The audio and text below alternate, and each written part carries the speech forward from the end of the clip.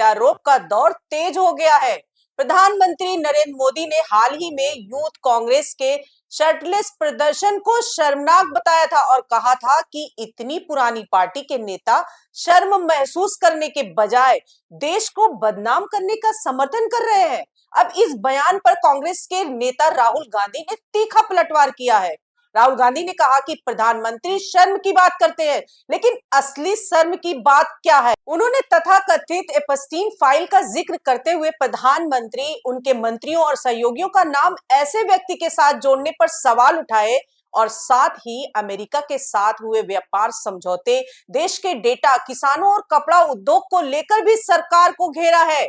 राहुल गांधी ने उद्योगपति गौतम अडानी से जुड़े अमेरिका में चल रहे मामलों का भी उल्लेख किया और आरोप लगाया कि 14 महीने से इस पर कोई कार्रवाई नहीं हुई। उन्होंने कहा कि वे और कांग्रेस पार्टी देश की रक्षा के लिए 1 इंच भी पीछे नहीं हटेंगे। आइए सुनते हैं क्या कहा राहुल गांधी ने। शर्म की बात करते हो, शर्म की बात मैं आपको बताता हूँ। आपने अमेरिका के साथ जो किया है, ये शर्म की बात। देश को आपने बेचा है। पहली शर्म की बात, जो यूएस के साथ आपने ट्रेड डील की है, जिसमें हिंदुस्तान को कुछ नहीं मिला और हमारा पूरा देश आपने अमेरिका को बेच दिया है। हमारे देश का डेटा दे दिया, किसानों को खत्म कर दिया, टेक्सटाइल इंडस्ट्री बर्बाद कर दी। ये शर्म की बात।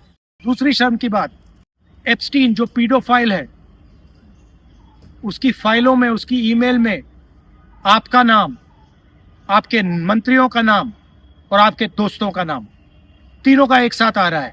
ये है दूसरी शर्म की बात।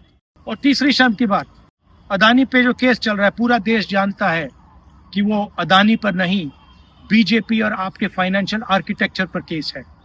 और पूरा देश जानता है, पूरी रात आप सो नहीं पाते हो जब आप सोच रहे हो कि अदानी केस का क्या होगा।